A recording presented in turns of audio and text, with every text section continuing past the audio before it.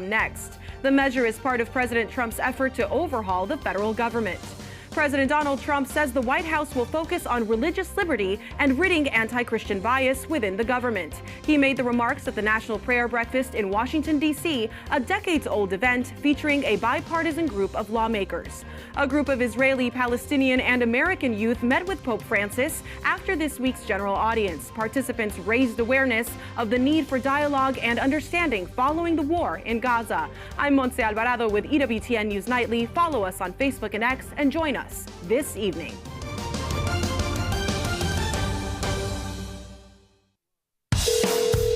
From the studios of EWTN, this is Open Line.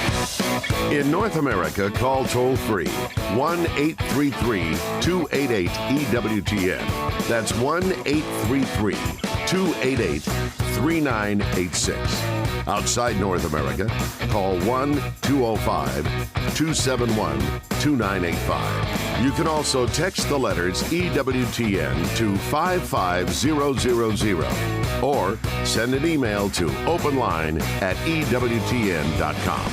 A tremendous Thursday to each and every one of you. Thanks so much for tuning in to EWTN's Open Line.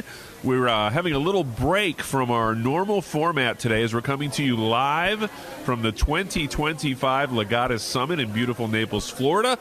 The legates have gathered from around the country and really from around the world, I guess, at this point, to get a little bit of enrichment, get a little bit of education, catechesis, just some general pumping up of the troops, a little bit here at this Legatus Summit. Here in the first part of the program, we are privileged to start this off the way we try to start it off every year with the president of Legatus, Mr. Stephen Henley, joining us. Stephen, how are you? I'm great. Thanks for having me, and it's great to be in sunny Florida amidst an ice storm up in Ann Arbor. It is ice storm in the upper Midwest for sure, and then the last time we were in Florida was at Amelia Island, if I'm not mistaken. Yes. No, it was Orlando. Orlando. But the time right. prior to that, it was at Amelia Island, and it was like 33. And it felt like there was an ice storm. That's right. That's exactly right. So we have, I don't want to rub it into all of our brothers and sisters around the country, but it is like sunny and 78 here for the rest of the week. It's beautiful here. It is. God has looked down upon us and looked kindly. Yeah. So listen, we sometimes I think we get ahead of ourselves and we assume things that maybe we hadn't ought to assume.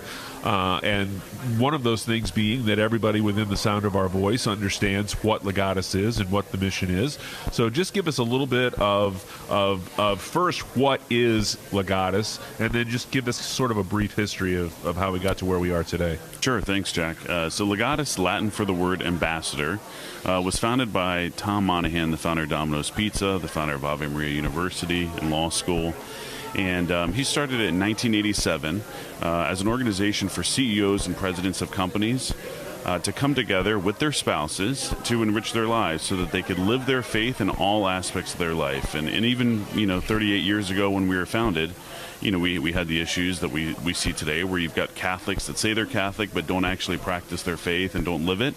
And it's a real shame. And so he wanted to take those people that have such high influence and impact on society and ensure that they were catechized so that they could spread the faith and be a work of force for good in the church. So give us a little bit of your background. Sure. I'm an alum of Ave Maria University. I'm also a Marine. Tom Monahan was a Marine. And so...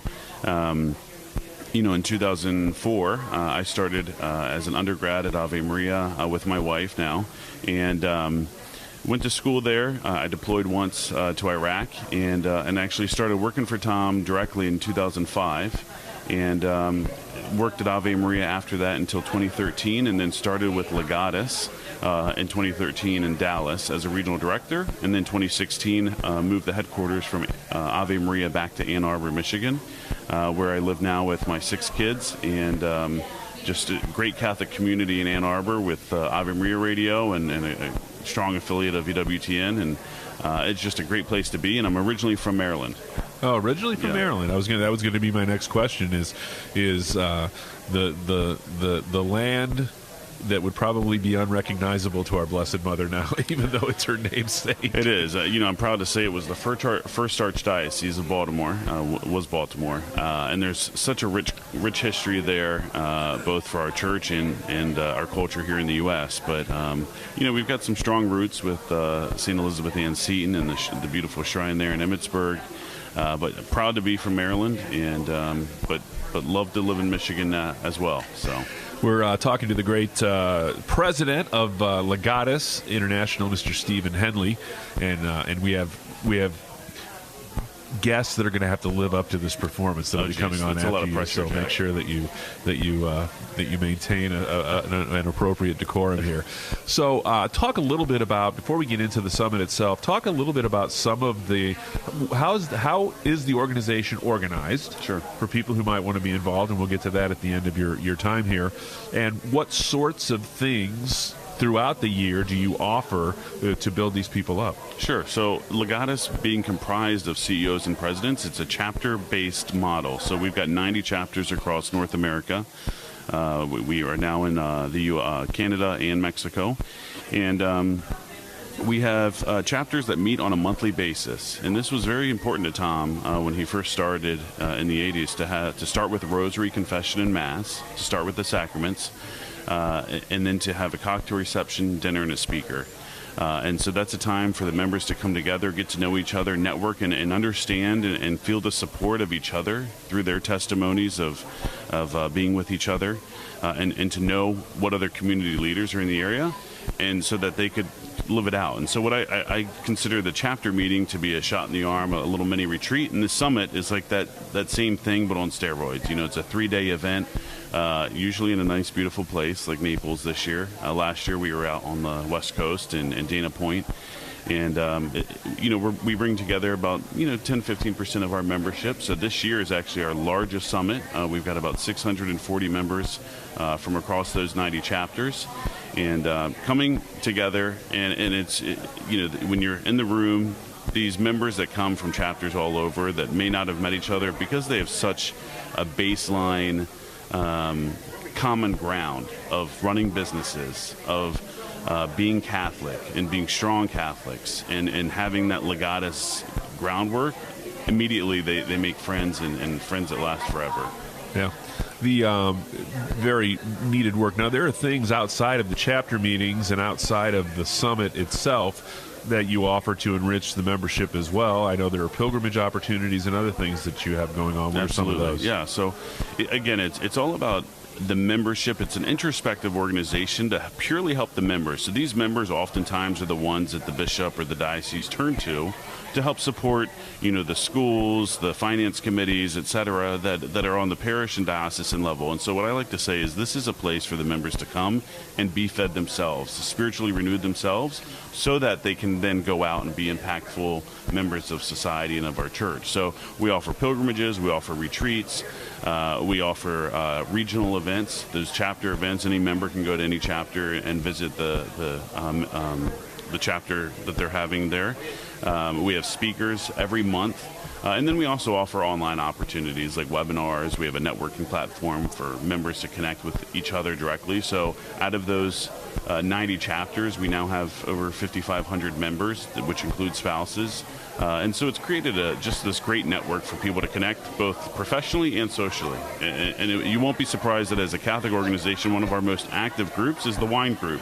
They love to get together and have a glass of wine and talk about it. So yeah, very good. So I would imagine that probably you attract some people. The truth is always attractive, and I would guess that you attract some people from time to time that maybe have been in a place where they weren't taking their faith as seriously as they need to. We are all called by virtue of our baptism to be evangelists, and I'm sure while it's not the primary mission of Legatus, it probably does a pretty good job of evangelizing in certain circles. Oh, absolutely. So, we say our inspiration was the Holy Spirit through Pope John Paul II. And it was in 1987 when Tom was at a private mass with Pope JP2, and he had the inspiration to start Legatus. And we really take the new evangelization seriously. And so we love to bring members in that are on the periphery And I like to consider Legatus for a lot of people to be that halftime moment where they move from success to significance. And what that means for them is, they've been successful in life. Now they're starting to realize, hey, I need to get my priorities straight, and number one is my faith. And so they start leaning into their faith, and through the speakers that we have and through the other members that they experience at the chapter level, they start learning about all these amazing things that are the mosaic of the Catholic faith, especially here, where we're predominantly in the United States. So you'll see members that are on the boards of all the major institutions and organizations here. And I'd like to say that Legatus has helped catechize them. And that's really the beauty for a bishop, too. We don't fundraise, we don't solicit at our events and to our members because it's a safe place for them to come. But it's our hope that through the catechesis that they receive, that they become more active and then can live it. So our mission is to study, live, and spread the faith in all aspects of our life. And just about a minute left here. How can someone who's listening to you today learn more about Legatus and learn whether or not they're even qualified to be a member of Legatus? Sure. Well, I wouldn't be a true millennial if I didn't encourage you to go to Facebook or LinkedIn and look us up there. But we have legatus.org is our website. 1-866-LEGATUS is our phone number. You can connect with me on LinkedIn, Stephen Henley. But, we really want to continue to spread the message. And the ultimate goal for us, and I think every Catholic organization, is to get to heaven and take as many people with us as possible. Stephen Henley, president of Legatus, thanks for being so gracious with your time. Thank you, Jack. We're coming to you live from the 2025 Legatus Summit here in beautiful Naples, Florida. It's EWTN's Open Line Thursday.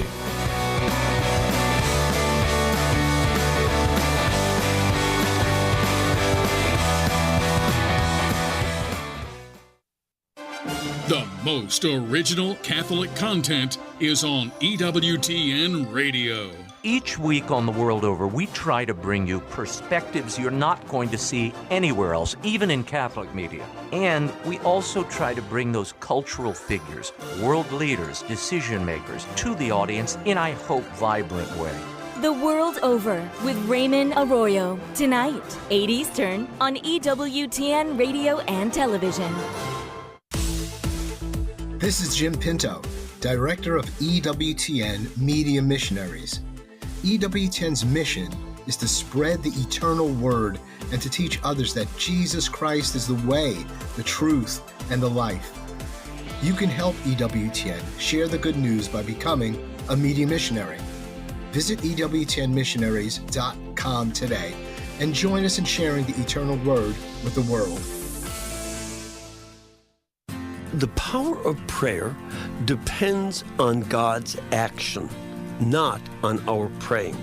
The Holy Spirit prays within us with groanings too deep for words, as Romans 8 says. And He empowers us to seek God and to seek from Him all that we need.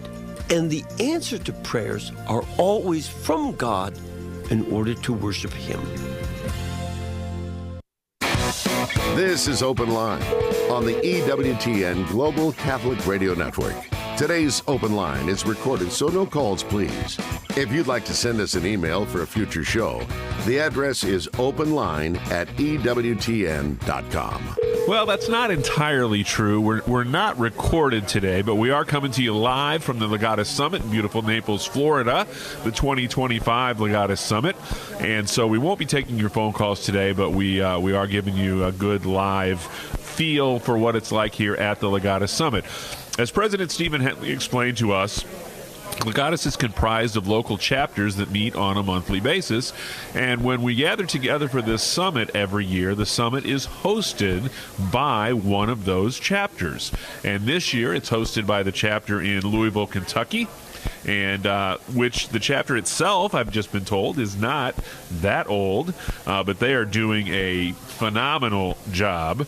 For any of you bourbon lovers out there, they've brought some samplings for us of bourbon. We've got Kentucky Oaks memorabilia, Kentucky Derby memorabilia. You're getting the whole flavor of Kentucky in this one event. And joining us now from the Louisville chapter, the host chapter, is Jean Marie Passafume. And that's how she said. Some would say Passafume. She said her mother-in-law says Passafume, so we'll go with Passafume. Jean Marie. I think that's wise, yes. That is very wise. Yeah, I was going to say, here in Florida, you don't sound like you're from around here. No. That's okay. We're proud of it. We're happy to be here. There you are. It's been a lot of fun so far. Are you a native of Louisville? No, I'm not. Actually, I grew up next door in West Virginia, but I've raised our family, my husband and I. Yeah. So what business led you into Legatus? Well, I have to attribute that to my husband. So he is he's a restaurant guy. He's kind of semi-retired, but like a lot of the members here that we're hosting is a lot of them are very, busy in the Catholic community, and a lot of them are retired. You can imagine that we have time to come down here and do this, but it's a lot of camaraderie, and everybody's like-minded. And I've never been to one of these. There's a lot of energy here. It's interesting. So, are you a charter member of the Louisville? You know what? I don't think so. I can't claim that. But this is a lot to put on. I mean, there's 650 people here. And so our group had, and I can't claim any of it. I'm an attendee. I got to be a welcome person this morning. Yeah. But there's a lot of work involved here. So, it's comprehensive. And so there's a lot of things to see, do, and most of all, just meeting a lot of really interesting people. So when did you all find out you would be hosting this year's event? I think they just found out last year, and it's a rotating thing. So somebody said, well, why are you hosting? You're not in your hometown of Louisville. But that's not how it goes. We go follow the sun, and we had too much snow last few days. Yeah, that's right. And I don't think it necessarily follows you, because they kind of tend to go from East Coast to West Coast. I think that's the pattern, yeah. Yeah, the people that are in the middle. So talk about some of the stuff that goes into when did you start talking about this as a chapter, and what sort of activities have you been involved in to get ready to host this thing? Well, I think they just, there was an invitation, and like I said, we have a lot of mover shakers in this group, and I guess the main folks, identified all these people here and that have been hosting, and it's been a lot of work. I mean, they had to put together all a lot of hospitality. I noticed, though, they put the bourbon out here in the hallway because it got kicked out of the main room, because evidently that's not... we could get in trouble. There's some sort of technicality involved. It was in the room with all the merchandise and all the cool stuff, and then they said that can't be in there. So now they have it out here in the lobby where everybody can get to it. Well, because I think the problem is it might look to someone like you were selling it, even though you were giving it away. Yeah. So everybody is attending gets a sample of 2 different bourbons. They're itty-bitty little bottles. There's a little baby Blanton, if anybody out there knows what that is. And what's the other one? I didn't get that one. I don't know. There's one that the Blanton was just the rectangular bottle, and then there's one that's sort of in the shape of a crown. So it was interesting. But we couldn't bring a horse, and the bluegrass is not blue yet, so we brought the bourbon. Well, there you go. Have you been to the Derby? Yes, of course. Yeah. Sure. Yeah. Do you have a collection of hats at home? I don't. I borrow them usually. I have extended family, so they're always good for that. Yeah. So talk a little bit about your personal background and your husband's personal background, your family, and how you sort of found your way to Legatus. Well, I think like everybody here, the Lord kind of calls you stronger and stronger the older you get if you're paying attention. And so my husband's he's a real. He's the explorer, I'd say, and I just kind of follow along, and I give him credit for being here and some of the things we're involved with. And like I said, in Legatus, there's a lot of people that are business oriented in our chapter, so they're pretty creative. I'm not surprised that we were asked to host because we're hospitable in Kentucky, so I think we're doing a pretty good job. So talk a little bit about, Stephen talked about the chapter meetings that the councils or the chapters are encouraged to have on a monthly basis. Kind of walk people who maybe wouldn't be familiar with that through what a typical monthly chapter meeting would look like in Louisville. Well, I would describe it like this here, except this is magnified 100 times. In your town, you would go to different venues, maybe a restaurant, maybe it's a club. Maybe it's a church, it could be a parish where there's a dinner there. And we've been to one of the monthly meetings where we went to the local, or the church in the center of town that has a pretty good sized campus and was able to, we could eat there in the rectory of the priests. Oh, very nice. So it changes, and there's a lot of creative people in our group, so they come up with some interesting places. And what happens when you get there? We've been on a farm. My goodness. We've done that. So what happens is horse farm? Oh, yeah, of course. Yeah, horse farm. Yeah. So what happens when we get there is, it's a lot like here. I mean, we come primarily to come together, pray. There's confession, and there's mass, of course, and then we have dinner. There's fellowship, and then they always bring in fabulous speakers. Legatus does a great job they've got a great list and resources for speakers, and so there's always, they've just got a wonderful array of people that you can bring in, and they're willing participants to come and speak to your chapter. So every meeting starts with Mass. Correct. Actually, it starts with rosary and confession, and then Mass. Oh, well, there you go. You've got all the bases covered there. That's right. So do you pull from, are you responsible for finding these speakers? Does the parent organization? The parent organization has a list that you work off of they've that. got all these resources. I mean, you can see it here. It's really visible here at this event, what they have access to. And so you're not on your own. So if anybody wants to start a chapter, it's like I heard the end of that, of the president talking to you, and just give them a call and they get you started.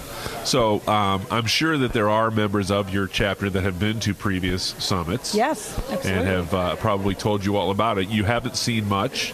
You've only been here for the first morning. Yeah. Acted as you guys have done an amazing job greeting folks with your. I noticed I had 99 cents on my bandana. We all wore these red bandanas. And somebody pointed that out to me. But yeah, we're a good group. It's part of your charm, Jean Marie. So I think you'll be very impressed because you're right in one respect. I think that this really is sort of just like what you would experience at a local chapter, only on steroids times 100. Absolutely. And yes. But the liturgies are spectacular. Mm-hmm. The backdrops for the liturgies are usually very Gothic, old church architecture, and to have that many people in one place, praying together, moving in the same direction, doing everything is incredibly inspiring, to be sure. And while I'm sure of it, that you learn many things, you have to just come away from these meetings seeing all of these people that by the world standard would have everything they want, yet they understand what the real importance is in their life. Well, it's really interesting. There's a lot of people in these chapters they're serious about their faith, and a lot of them are business people, professionals, and they're creative. And so, they're energized when they come together, and you go home with ideas of how to weave it through your profession, through your work, through your home, and it's just a different platform here. Yeah. So you have a unique connection to EWTN Radio, besides being from Louisville and besides being the host chapter, a member of the host chapter. You have a family member that has been intimately involved in Catholic radio. It's true. And and honestly, I was just here this morning just sort of minding my own business, welcoming people, and you walked around and said, hey, come over here and talk to me about this. And yes, that's true. I have a brother. I'm from West Virginia. We've raised our family in Louisville. But I have a brother in West Virginia who, I have to say, pioneered 5 stations. And he figured out that all he needed was all the content 24/7 from EWTN. And they are prospering, and it's a beautiful thing to see in my little state of West Virginia that there is Catholic radio that's strong and powerful, and they get a great signal. So, I'd recommend it to anybody. Raising a Catholic family? Raising a Catholic family and opening up a radio station where you put all EWTN content in. That is awesome. Is your husband from West Virginia? No. He's not. No. But my brother did do that. And, yeah. There's a lot of mountains in West Virginia, but he knows how to move them. You said he's moved everyone. I think so. Yeah, well, there's a lot that goes more than most people would realize that go into this, but it's also more attainable than most people think that it would be. And we have over 440 AM and FM affiliates around the United States now. It's amazing. And most of those people were not radio people of any kind. Most of them were not business people of any kind.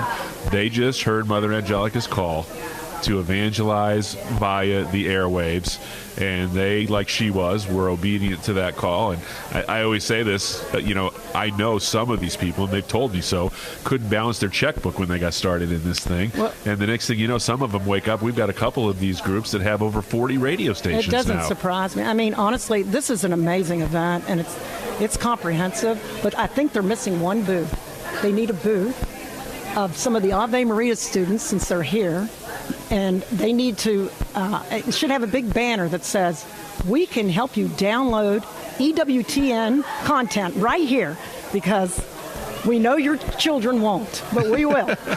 And they can download the app on everybody's phone when they walk past. Yes, it'd be wonderful. I think it's a great idea. I know a lot of people that would actually stop at that booth and say, will you put this app on my phone and show me how to get to this particular show that I heard is really good. My friend told me, this is a great show, but I don't know how to get to it. And I can't remember what time it's on. Well, guess what? It's streaming. You can watch it at 11 o'clock at night. On demand. That's it. That's exactly right. Well, Jean Marie, thank you so much for taking time to chat with us. And just a couple seconds left here. What would you say to anybody who maybe has been approached by somebody in Legatus and we're kind of on the fence about whether to get involved? I'd say get online, get the app, rewind the show, and listen to what the president said about how to contact him personally, and he'll get you set up. Jean Marie Passafume, a member of the sponsoring council of Louisville, Kentucky, here at the 2025 Legatus Summit in Naples, Florida.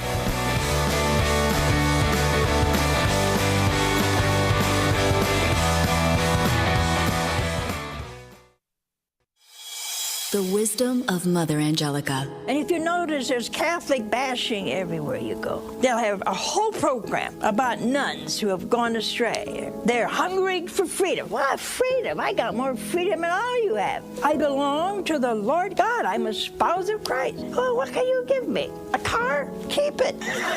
For more information on Mother Angelica, visit Religious Catalog at EWTNRC.com.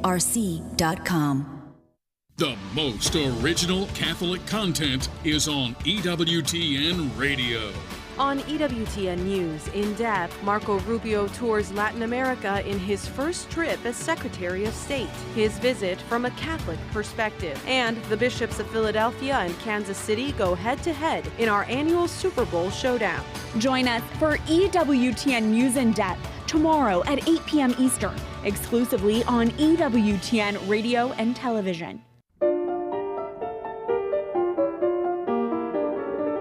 The month of February is devoted to honoring the Holy Family. It's a reminder for us to strengthen our own family life. Mary and Joseph serve as the perfect model for every mother and father, and setting an example for children on how to live a Christ-like life. Join in this devotion to the Holy Family with novenas, prayers, art, books, gifts, rosaries and chaplets, statues, and nativity sets. Available at EWTNRC.com.